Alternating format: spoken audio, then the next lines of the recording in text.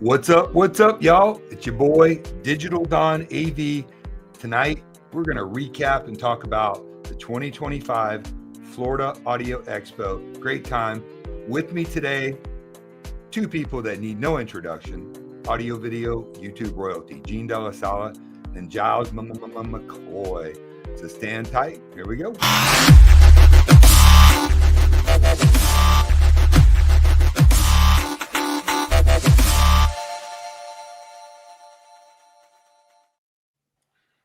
What's up, everybody, and welcome to another episode of Moi's live stream. We might all be just a little bit punch drunk because we're pretty tired. We just had a long end of last week, a couple grand openings, some demos at stores, lots and lots of audio. Gene, it's always a pleasure, Godfather. Appreciate the opportunity to be on this platform. And you guys may or may not know that I do a weekly live stream with the man, Giles McCoy. I mean, yay, that dude, he's so cool. Giles. We had a super great time. The show was great. It was a new venue this year. A couple growing pains, a little bit, not too bad. The hotel, I think, is way better. It's bigger.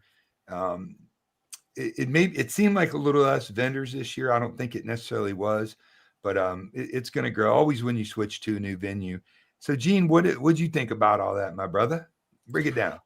So I liked this hotel better than the last, mostly because the elevators were accessible. Like you could go between floors and not have to wait 30 minutes for an elevator. So that was a relief to me. Only one bathroom in the whole first floor, which was kind of off-putting a little bit. But other than that, I thought it was a good venue. Not too thrilled with the Brandon area as much as I am Tampa, but I think it's a good starting point for them to move to this venue and expand the show, because there's plenty of space at this place to make the show go next level. But you know what? We heard some great demos, man. Some speaker brands we've never heard of, and that's what we want to talk about now. And audio. He's like, how do you pronounce it? And the guy's like you'll hit you in the stomach. I'm like, that. We should start off talking about that, because people are like, "What are you talking about?" Yeah, you gotta set it up, man. It was. Well, let me share the screen, I guess. Right? We have some folders, and Steve Hardy, my man, what up? Actually, the first one we have, since it's here sequentially, Albedo Audio. Albito. Let me make sure you guys can see it. Oh my God, these speakers, man! They're not cheap. They're 82 grand a pair. They're Italian made. Let's see if we can keep going on. They even come with child gates you can put in front of them. They have a diamond tweeter, I think, and a transmission line enclosure. And the level of detail that I heard out of these speakers was second to none at the show, man. They were just so transparent, so. The clarity was just amazing. The bass was epic. I thought I was hearing bass bleed over from like subwoofers in the other room, but no, man, this was. Look at that machining on that, man. Yeah, I mean, that is. I wonder if they have to stamp it out to get the that texturing on it. You know what I mean? Well, they look like extruded heat sinks, right? But even the electronics, was it Soul Note? I think the electronics. Yeah, it was Soul Note. Yeah. Oh no. Those monoblocks on the floor. I mean, this system was just oozing high fidelity 2-channel. Obviously the price is. Yeah, your wallet's oozing, but you got to pay to play, man. Yeah. I thought it was a little strange with their wooden bass traps, but you know what? The room sounded good. So we could go on to this one, actually. This was, Don, this might have been the least expensive speaker at the show from Luca Chesky, the son of David Chesky, right? What did he name the speaker? I forget. You know what? That's a good question. I don't know. We have a video that's going to drop on these. They were good, man. The cool thing about this kid, dude's like 17 years old, and he's making these in his garage, and he's using like some really high density HDF type of enclosure. He's got the woofer tweeter really close together. And if you look back at that video that I was showing you, there's a 6.5, I think, in the front. And then the two side firing woofers are 8-inch passive radiators. He knew enough to know that you need at least twice the cone area of a passive radiator to be effective in a closed system like this. So he's got 2 8s in there. So this kid was way more mature than even we are, which isn't saying much, but like it was like talking to a 40-year-old engineer. I mean, what a good kid, gracious, kind, super intelligent. I'm going to get a pair of these for review because I was just really blown away with the sound, and driven by a very Cambridge affordable. Audio. Yeah, dude, Cambridge Audio, another sleeper. If people only actually knew how good their products were for the money, just fantastic room. I mean, that whole system was under $3,000. Like, yeah, and the integrated is the one we're showing is a linear AB. I think it's 100 to 125 watts a channel. Like definitely plenty of sound. Yeah, the Cambridge really is underrated, and people don't talk about it nearly enough. It's surprising too. Maybe it's because it's a lower price point product, and at the shows it kind of gets swallowed up by the huge dollar rooms. I don't know. Steve. Yep.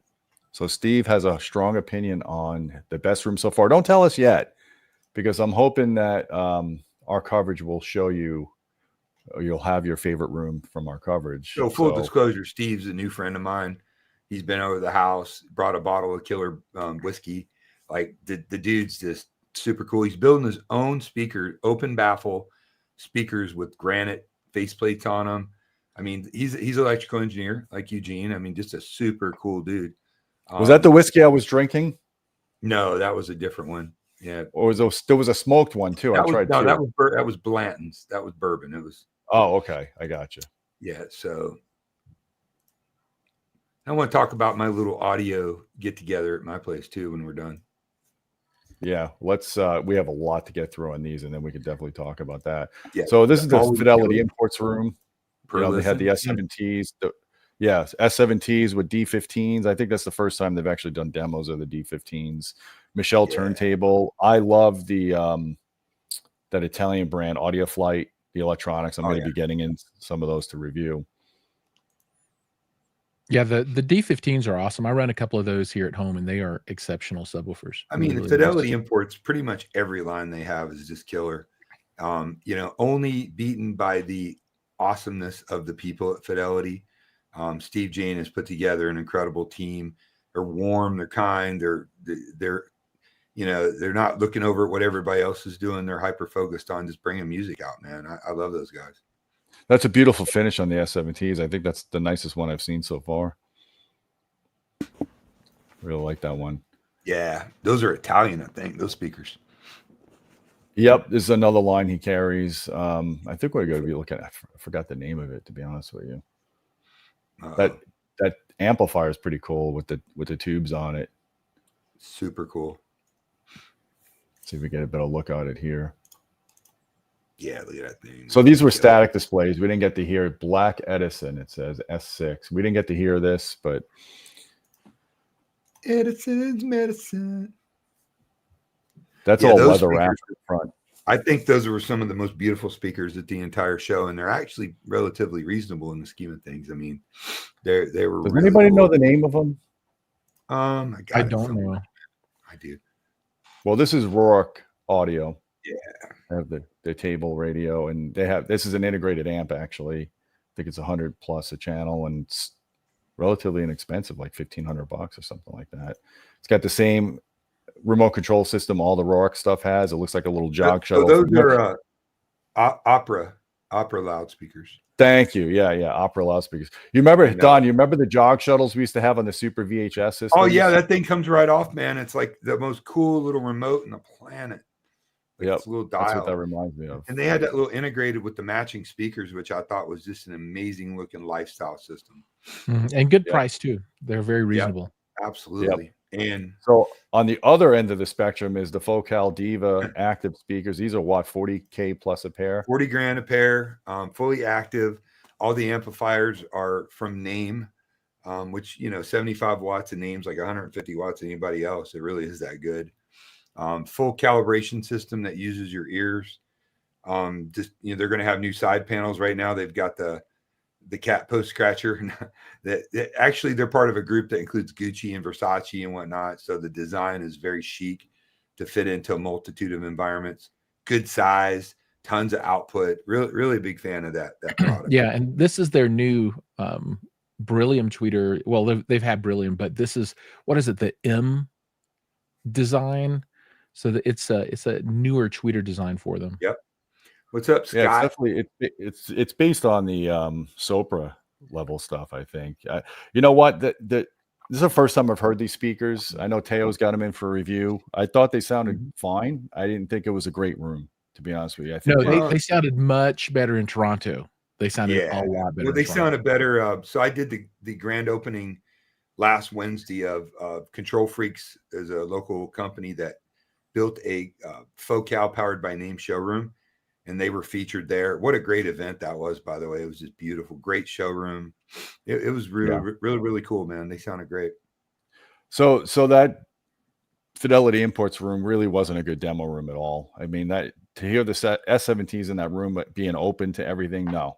You have to hear those in a really good room. We heard the S17 limited edition at Cedia, where they rented a house and they set that up at the Audio Flight. That was one of the best sounding speakers. Dude, wasn't that a good time? Everybody was dancing and hanging out and laughing. That was at Cedia, right? Yep, Cedia. Yeah. Mm-hmm. Yeah. So don't judge the speakers on that. Don't judge the speakers on that. So I wanted to cover cables at the show, and the only real legitimate brand I saw at the show was Iconoclast, which is from Blue Jeans Cable or Belden. No, dude, the legitimate cables at the show were Via Blue. Absolutely. Yeah. Via Blue is all over the place. Great cables. Yeah. But I like the Iconoclast because most vendors don't give you any measurements at all in their products, and these guys do, and it's based on Belden engineering, so you know it's real.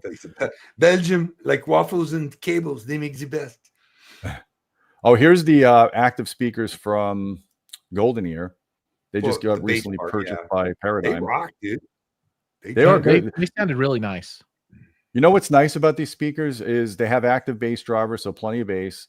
The footprint is the smallest I've seen in a tower. I mean, for what you're getting and the way the extruded faceplate is on that, or the grill cover, these speakers disappear visually in the room. Those are the new Dunn speakers because they're too skinny. They're on Ozempic. Beautiful finish, the red cherry finish there. Yeah, these sounded good. I was really impressed with these. Yeah, I mean, for the money, that's not a really expensive speaker, but they had a lot of output. I mean, I like that red finish that they have on them. No, this wins the craziest room award, dude. So I go to the media mixer on Thursday night, right? I gotta tell this story real quick. So I'm sitting there hanging out, and I look up, and he's this giant dude, and another dude, he's like 6'3", I'm 6'2".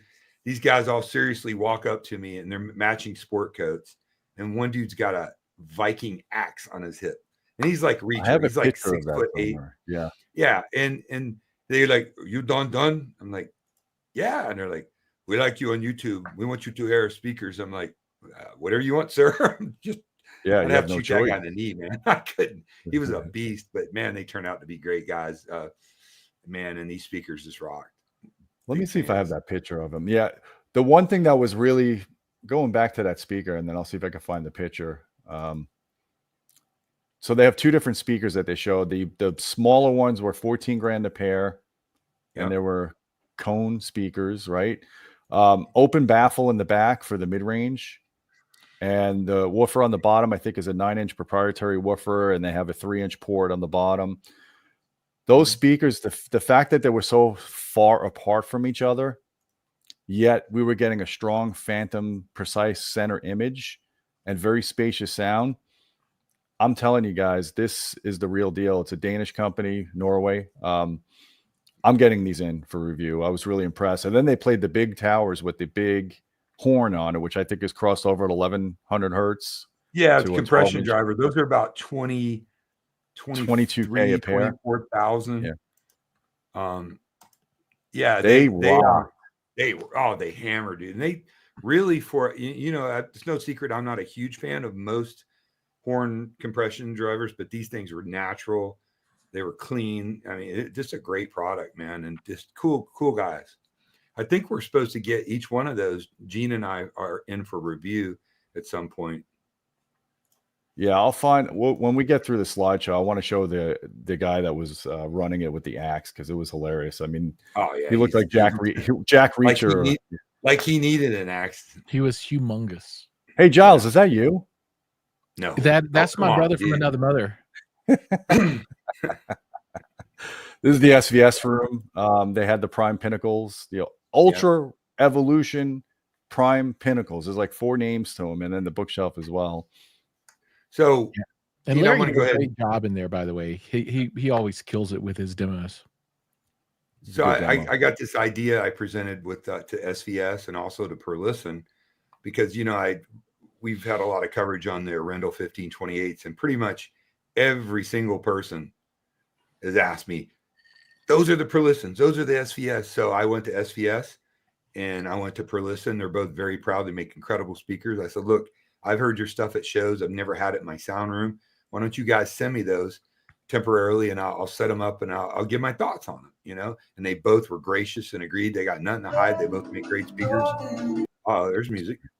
I'll turn that on. Yeah.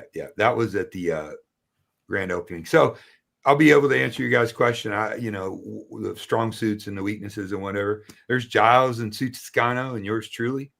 Great, nice lady in the industry, Sue Toscano. She is. Sue is there. He is. There he is. He's like, I will kill you and chop you into pieces. When I saw the axe come out, I'm like, you know what? I love your speakers regardless of how they sound. They're the best speakers of the show. Yeah, they're great guys though, man. Super cool, funny. Yeah, there they are again. That's a small one. And they're actually quite compact. I mean, it's hard to tell in the picture, but a lot of output in a pretty small package, living room friendly.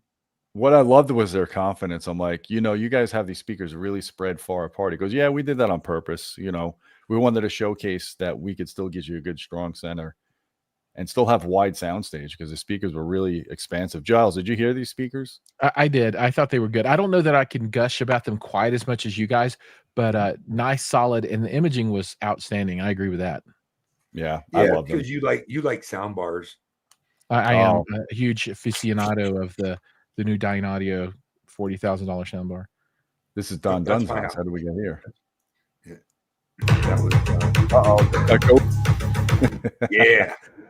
Don was rocking, man. What was that? Friday night, right? You were Friday night, yeah. It was just a little private. Had a bunch of listeners, had some ministry people there. We had Boris there from Russia, Soviet Russia. I have a YouTube short I'll drop tomorrow so everybody could see what this is all about. But it's a good time. Really good time. Sorry.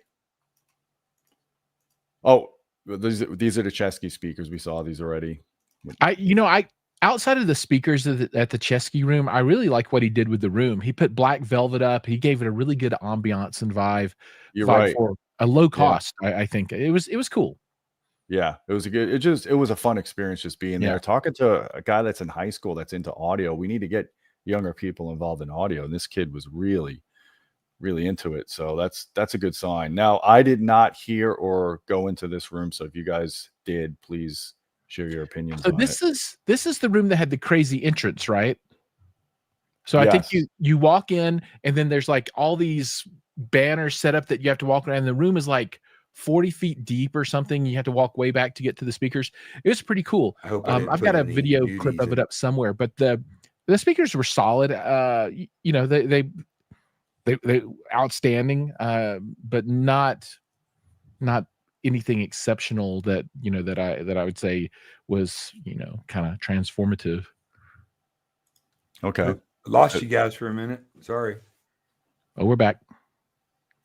Now, Don, I did not hear the system, unfortunately. I know you might have told me to go in. I just was too busy filming. So, I sold Dunn products years ago, and man, I got to tell you, this is an expensive room. I think those speakers are about 70-some thousand.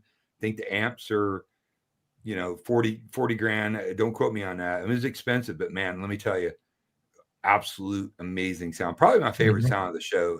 They're just that good. It was beautiful. This is a top 10 room for me at the show. For sure. Yeah. It was really good. Damn, I feel bad like I missed out on this one, man. What the heck?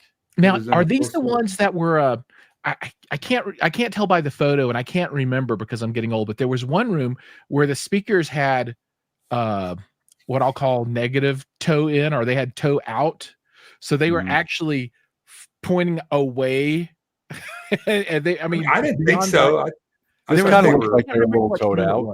They were off axis, but I don't think they were. I mean, that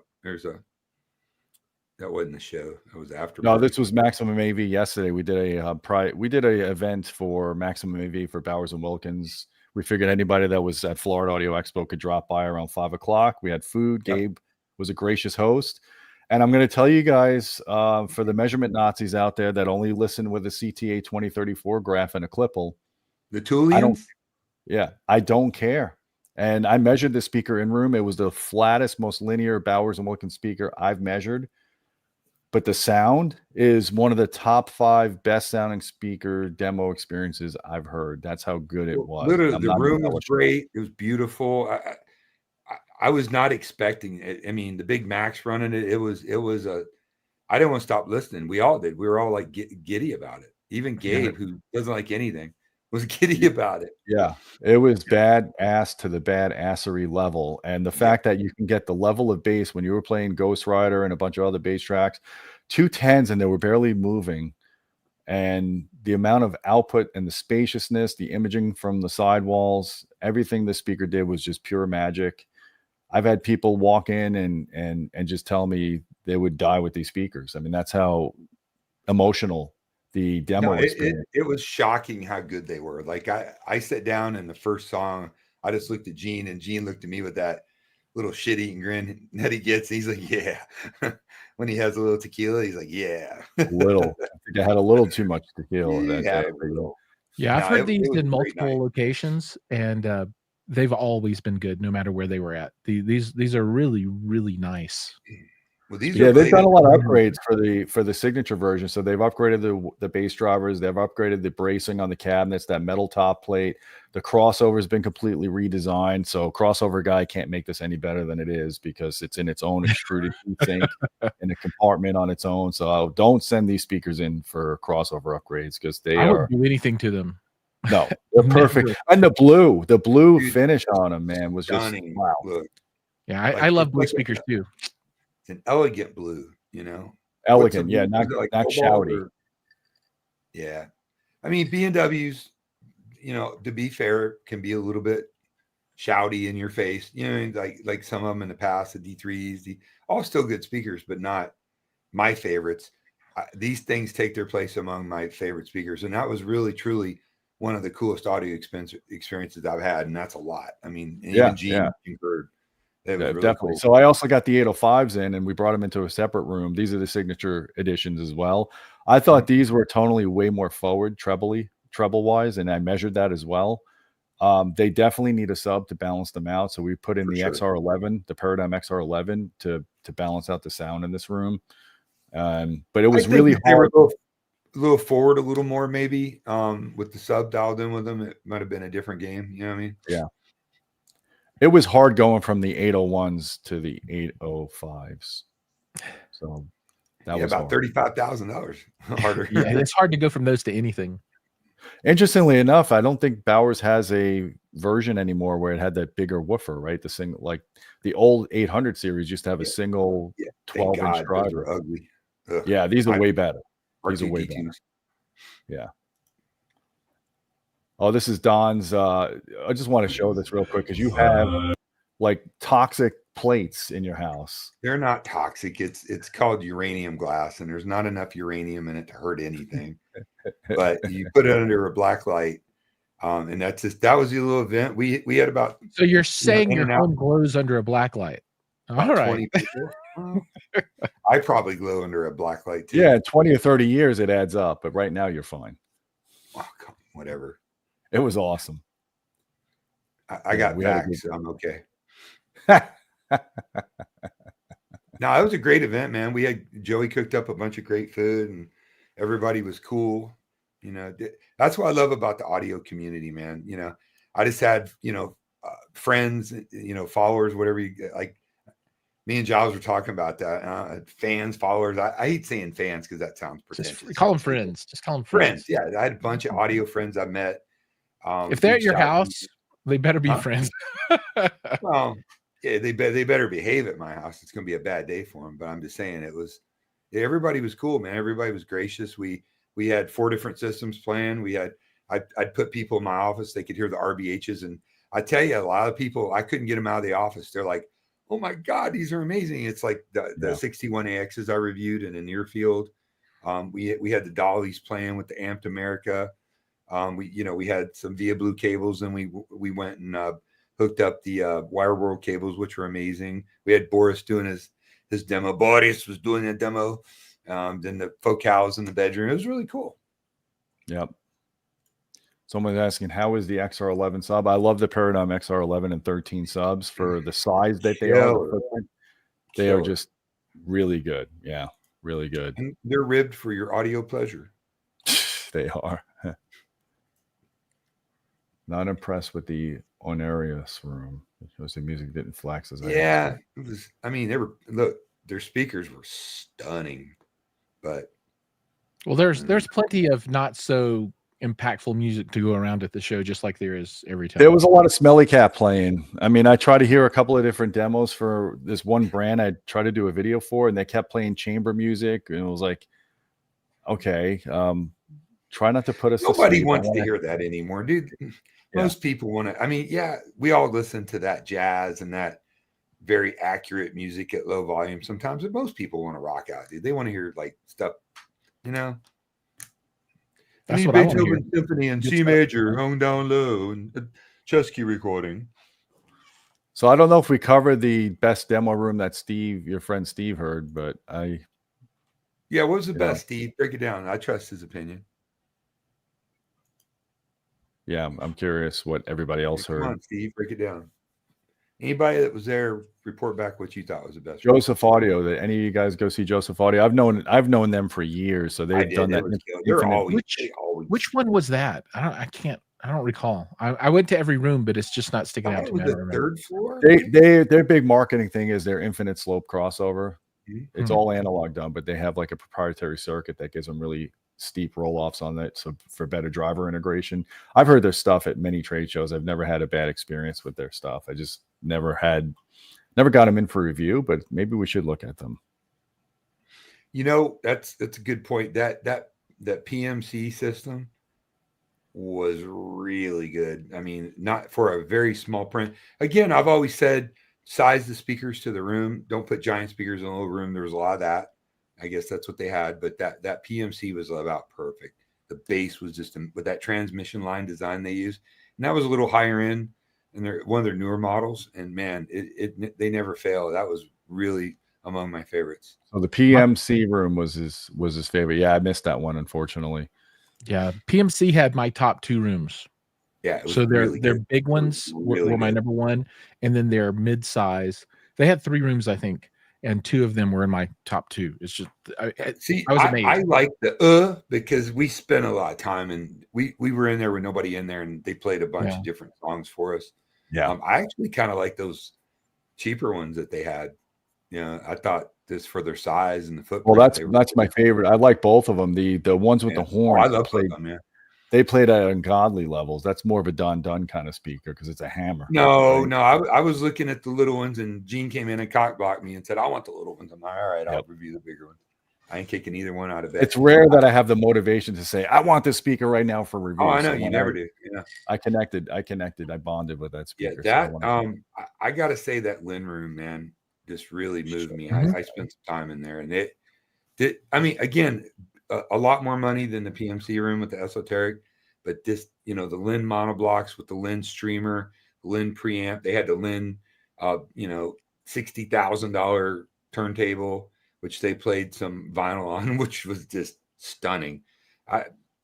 It's always hard to pick a favorite, but I'd say for me that Lynn room is probably, overall. Now, I'm a huge fan of the big Borensons. Like, the room wasn't as good as the last room they had. I like the big Borensons. I thought they were pretty awesome, but they're $225,000 plus another $250,000 electronics. So I mean, it's hard it's easy to go, that was the best. It should be. What was the big, giant ribbon speakers very on the far end of that first level? If you went into the right, I can't remember the name. But those, super humongous set. Oh my God, they're like 10-foot tall. I mean, massive room. They're Swiss. I don't remember.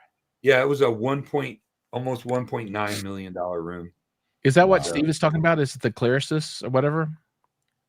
Clarisis? Yeah, maybe. I think it was. I think it was too. Yeah. I think Steve's on it.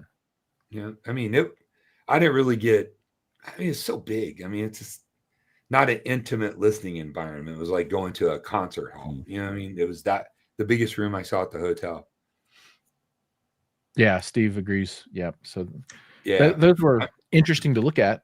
And like the Metaxas and Sins room, or however you say the name of the company, they had their super tall, skinny, I don't know, were they ribbons or planar magnetics or something? Oh, is that the one with the speakers with the boobs in the butt?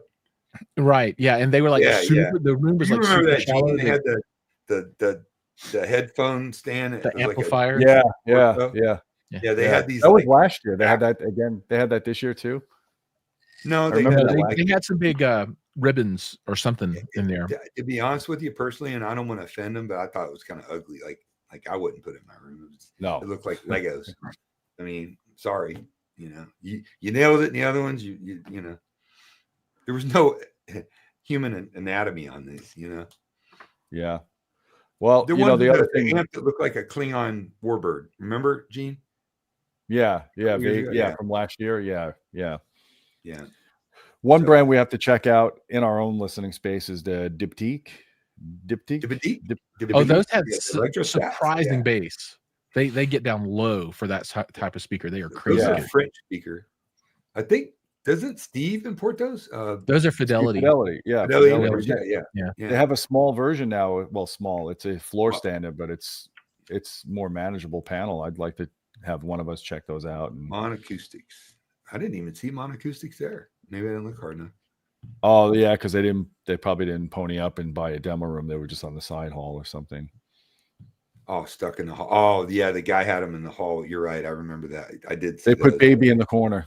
They put baby in the corner. There was some cool stuff. Again, everybody's learning the venue. It's I used to go to like sci-fi conventions in that hotel. It's huge. The parking. There was the opening day of the show. There was a little snafu with the parking. It really wasn't Bart's fault or the company put it on. But they had the biggest crowd they've ever had on a Friday. Overall, I thought it was a well-run, really good show. The car audio portion, I never got a chance to go out there. I was just too busy. You can't get 15 feet without having to talk to somebody. But I think it's going to be a good venue. I think next year will be more settled in. People understand the layout better. I do appreciate not having to wait for 37 minutes to get an elevator every time. That was cool. I was, unless I'm mistaken, because I was only there one day, I was surprised there were no multi-channel demos, because last year there were at least 2. Yeah. There were 0 multi-channel. None. Yeah. Okay. So I was told that the problem is doing a multi-channel, that the boom leaks, the sound leaks over in the other rooms. But I would say do like a spatial audio Atmos music demo and play it at normal levels. Turn the subs down a little bit. Yeah. I'm serious. Yeah. I mean, absolutely. So, yeah, I know Steve like those dippity deeks or whatever, dippity-deeks, because he is Diptyque. He is all about the, the bipolar speaker. And I want to go to his house in the next couple of weeks over in Claremont, New Orlando, and do some listening. Yeah, definitely. So I'm gonna give you guys my top 10. Go ahead. So this is where there was a lot of good stuff there, but for me, the things that stood out, not necessarily the best, because sometimes you can spend a lot of money and get the best better, but these are the rooms that stuck out to me, and we've talked about a lot of them. So the Fidelity room was awesome. Focal, really good. There was a speaker called I think it's called the Perfect 8 or the Super 8 or something like that. Yeah. It's the crazy clear one that had like the bass was crazy out of this. Yeah. The imaging kind of sucked, but the bass was really crazy good, and it was interesting, right? Not the best high-end speaker in the world, but I liked it. The Gishelli room was really good because they had a lot of headphones, so something different, and that's why it stood out to me. The Novo room that we've talked about, the SVS room, I love those Ultra Evolution Pinnacles. Yeah. You know, for $5,000, they're hard to beat. You know, for I call them best in class for full range speaker, right?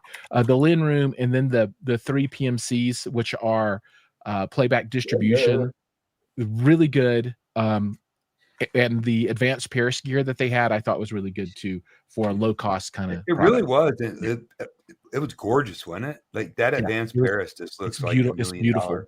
and the price is right.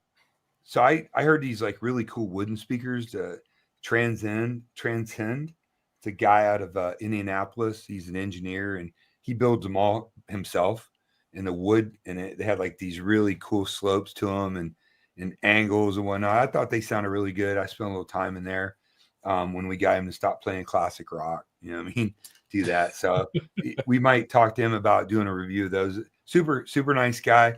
And it's always a great platform in these audio shows when manufacturers, just like another speaker, again, one of my very favorites, and I'm biased because I did review a pair, a year ago or so, was the Artais from Latvia. A lot of people with the horn on the front on the top. Yeah. Well, it's not it's a big wave guide with a big wave guide. Yeah. What's that tweeter called? The ScanSpeak made them with the ring radiator. Has a ring radiator type tweeter in it. Opposing bass drivers, tons of great output. I think Giannis, the owner of that company, is going to send some out to some other people to review. I know that Aaron wants to review some from Aaron's Audio Corner. I think James Larson's might even want to review some. So yeah, we could get it for him. Yeah, I was impressed with the one last year that I heard, especially because of its footprint, how much bass you were getting out of it. Nuts. Yeah. Not cheap though. I think they were close to 10 or 11 grand. The ones I reviewed is still a current model. They're 90, almost 10 grand a pair. But man, but the Bowers and Wilkins 805s are 14 grand a pair, and they don't have as much bass as. I honest to God would pick these over the 805s personally. Yeah. From what I've heard, it'd be an interesting comparison is to compare those to the Orendel 1528 Bookshelf 8, because that's it's funny, but it's not a small speaker. So he came to my house. I invited him because he's a friend. Giannis says. I invited him over. He's from another country. Like, come over, have some food, hang out. And we were talking about the 1528 bookshelves. And I said, that's the first bookshelf that I've been around and listened to extensively that has that kind of bass that you got from the Artais, Yeah, well, full range. I mean, it might be even more. That speaker, because I have it right now in my music room. Retarded, isn't it? It shakes the house. Like, I mean, single 8. We don't want to gush, but man, those things just rock, dude. Like they call it a bookshelf speaker, and it outperforms most towers in that same price range. And people, it definitely can't. It can't fit on a bookshelf. It wouldn't be supported on a bookshelf. Maybe Mangus is from maybe his bookshelf, big giant Nordic bookshelf, Viking bookshelf. But no, PMC was a big hit. They're going to get a lot of mileage out of that. I know a lot of the reviewers that were there really digging the PMCs. I love the Lin, but again, you're talking $250,000 or more setup. But man, it was so sweet. They know their stuff too. Technically, Lin? Oh yeah. They got their own. They are sharp. Their own calibration system that calibrates, which I believe in, below the transitional frequencies. I don't think you need to, calibrate, above the transitional frequencies. But yeah, it was and beautiful speakers too. Mm-hmm. Scott's got it down. What's a tragedy at these shows, or travesty, whatever you want to call it, is the fact that you've got all this expensive, great gear, right? I mean, so much. I can't say brand X is better than brand Y, because they're at this level, the performance of these products are exceptional. The electronics, the speakers, everything. There was not a single acoustics company there representing acoustic. There was. There was. He wasn't in the rooms. He just had a table. That's what I'm saying. Most of the rooms were not treated at all. And that's an easy solution. You could put treatments on stands. You could put them on brackets, whatever. Very few of the rooms had any acoustic treatments at all, and most of them needed it. And I'm talking just a few panels would have made a night and day difference. Like in the focal room, for example, if they would have spruced that room up with some acoustic treatments, it would have been a different demo experience. And I don't understand it because everybody goes and throws the cables in and they put them on elevators and all that, which is fine if you want to do that. Yeah. But why not throw some panels in there and give people a more intimate experience? So the guy that was there with acoustics is AV Room Service Limited. And you know, he's just absolutely, his name's Norm. I was super impressed with his knowledge. He designs, he'll you know, get the measurements of your room, design acoustic treatments for it. He makes these really cool isolators for like speakers or equipment, and they're kind of foamy, and he even makes them square so they match the square equipment, which, you know, it's nice. Nobody thought of that before. I want to reach out to him and talk to him about maybe helping me design my two-channel demo room that we have. Let's see, the simplistic of a question. How much of the B&W 800 limited experience can the 1528s deliver? That's a tough question, dude. Without having them put them on those Macs in that same room. I would say quite a bit, but, you know, 55,000, 9,500. I mean, yeah, it's hard to say that, dude. I mean, people always ask these questions. It's like, until you put them in there, dial them in. I would say they would hold their own pretty well with them, but I don't know if they would match what we heard. They're different customers from my perspective. Someone who's looking at a pair of $55,000 speakers is not going to buy a pair of $10,000 and there's speakers. some names and they too, you know. And it's not only just the sound. People sometimes forget it's not just the sound, which is the most important, obviously, but it's also the aesthetic of it, and the brand heritage of it. Right. So you don't buy a Bowers & Wilkins speaker like that because you're value shopping. Well, you don't buy a Rolex watch because you care about good time. I mean, they're okay, but there's better technically watches than a Rolex, but everybody buys a Rolex. I would say this, if you compare the 700 series to the Arendals are going to smoke them. Destroy them. Like not even no comparison. But the signature speaker from Bowers & Wilkins, I know it's expensive. It is the best speaker they've ever made. And I've heard them all. I've heard their old ones from the 80s where they had stacks of 12s on the tops with an MTM in the middle. Like, those original Matrix. Yeah, he's got those. Yeah. He used to own those until he swapped them out. I owned Matrix. I owned 802 Nautilus when they came out. You know, then they had D1, D2, D3. Now we're on D4 with the diamond tweeter. I mean, they've certainly evolved. But I think aesthetically, those 801 signatures with that blue is the best looking, other than maybe the old signatures with that crazy dark, like African wood, crazy mixed wood in it. But the sound, just something about that room and that setup with that, and those big Macs. You can say what you want about Mac. Oh, it's not a value. Mac's overrated. Blah blah blah. Mac's killer, dude. It's killer equipment, and there's just something cool about having those big blue readouts. You know, it really is. Well, the glass faceplate, the fact that they've have very little change in their aesthetic in 50 years speaks volumes for their core base, and for the fact that it's still relevant 50 years later. Their stuff is still relevant to audiophiles. It's still sought after. Their value holds. Not outdated technology. I mean, maybe in some of their processing and all that, but I'm talking about their amplification.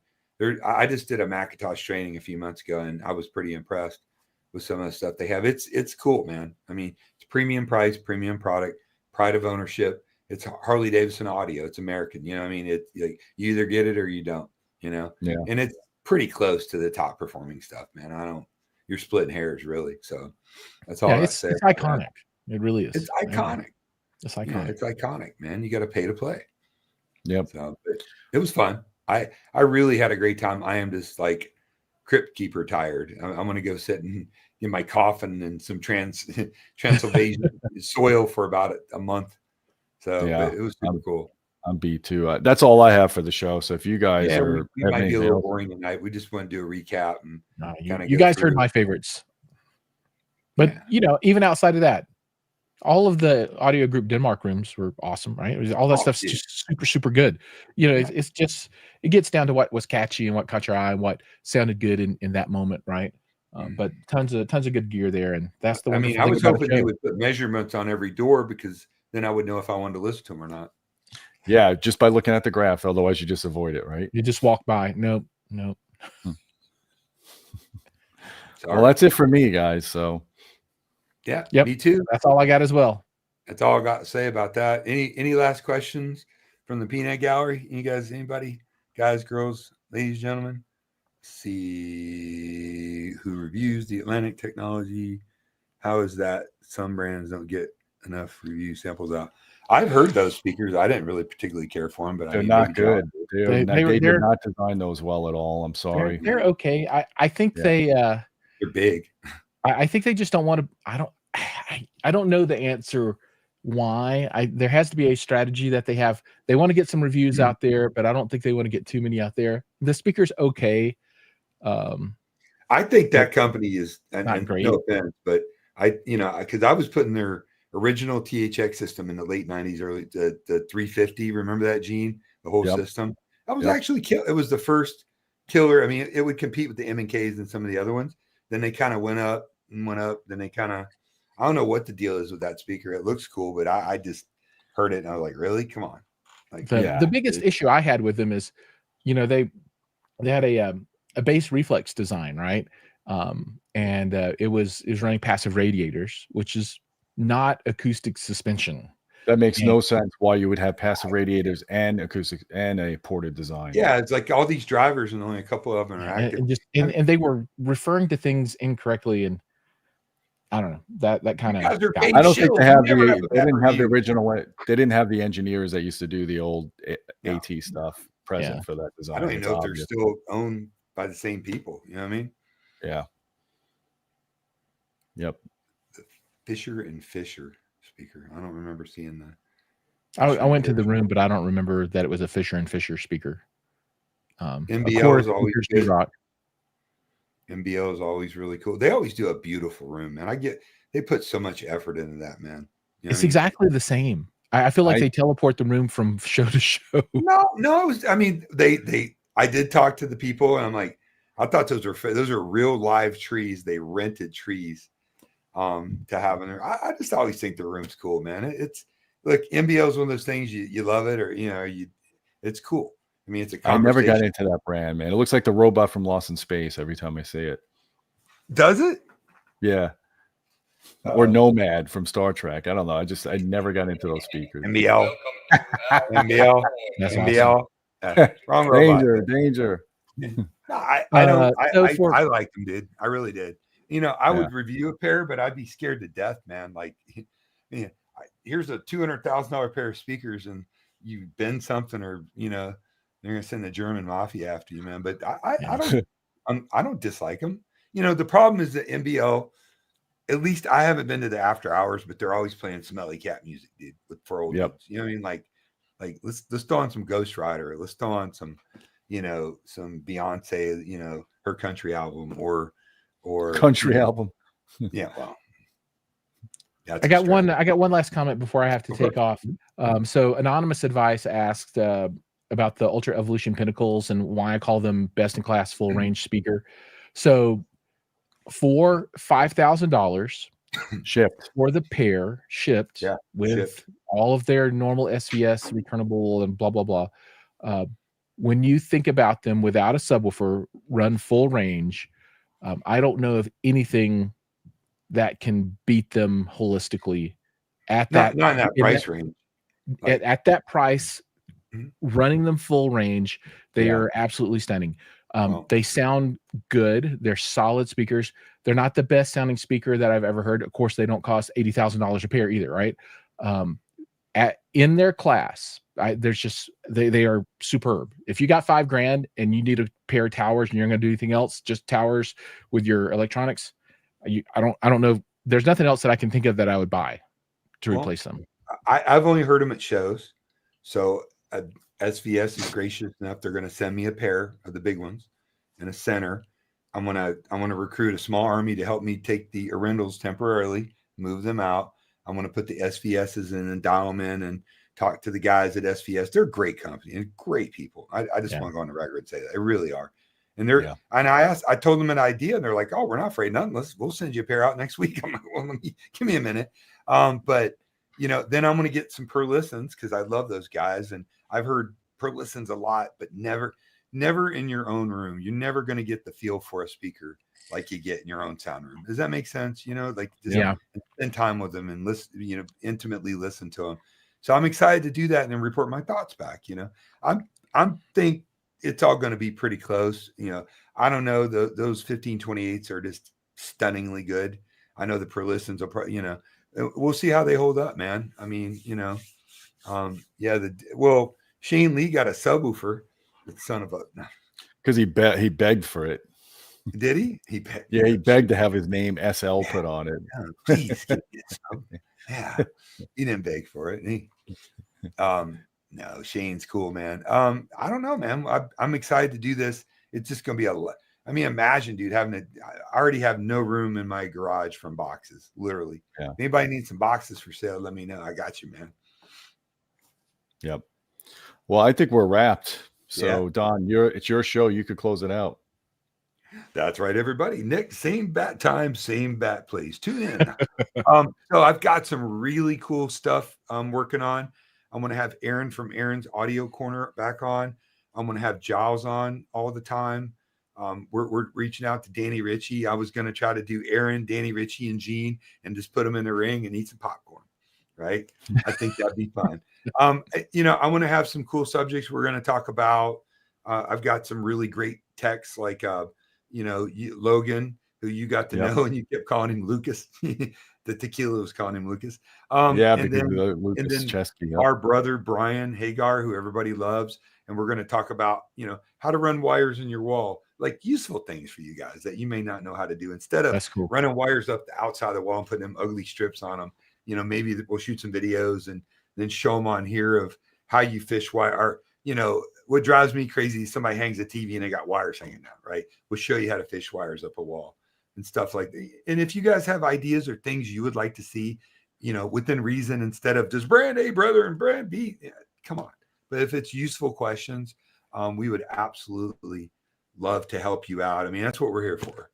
Not just tell you what speakers we like best, but, useful tips.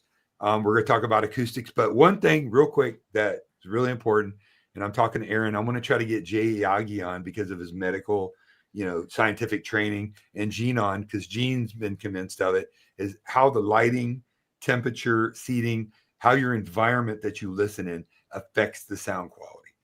Yeah, that's going to be a really cool subject. Yeah. All right, guys. Thank you very much. You know the drill. Please hit that like button and subscribe. It honors us when you do that.